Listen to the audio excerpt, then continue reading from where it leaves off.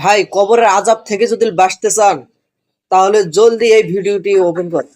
কবরের আযাব থেকে বাঁচতে চাই, আজীবন আমার জীবনটারে আমি কাটিয়েছি ইসলামের বিপক্ষে। সুদ, ঘুষ, দুর্নীতি, যৌতুক, মদ ছিল আমার নিত্য সঙ্গী। এই কবরের মধ্যে অনেক ফিতনা হবে, অনেক সুয়াল হবে, আমার কিছুই মনে নাই। ফেরেশতারা বলবে ঠিক আছে, এবার আমগো খেলা শুরু। ফায়ুতরাকু বিমাতারিকা মিন হাদিদ, লোহার হাতুড়ি দিয়ে এবার ওর পিটানো শুরু হবে। পিটাতে পিটাতে ওর গায়ের গোশত আর মাসেলগুলো থেতলে ফেলা হবে। ইকালু লিল আরদি ইলতাইমি, জমিনকে বলা হবে চাপ দাও। কবরের এক পাশের মাটি আরেক পাশের মাটি এমন ভাবে চাপ দিবে, ডান পাশের পাঁজরের হাড় বাম দিকে ঢুকে যাবে। ওর চিৎকারে পুরো কবরস্থানটা থারথার করে কাঁপবে।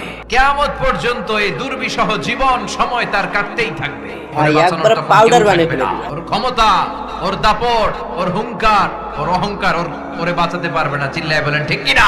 কোরআন যদি আপনার বিপক্ষে আল্লাহর কাছে নালিশ করে, আপনার বাঁচার কোনো উপায় আছে? আপনার পিসাব আপনারে বাঁচাইতে পারবে, চাইলে আপনার দলের নেতা কেউ বাঁচাইতে পারবে আপনারে? কোরআন যেমনি আপনার বিরুদ্ধে দাঁড়ালে আপনারে বাঁচাতে পারবে না, কোরআন তেমনি আপনার পক্ষে দাঁড়ালে আল্লাহ আপনারে ফেলে দিতে পারবে। কেউ বাঁচাতে পারবে না। এই আযাব থেকে তুমি আমাদেরকে বাঁচাও।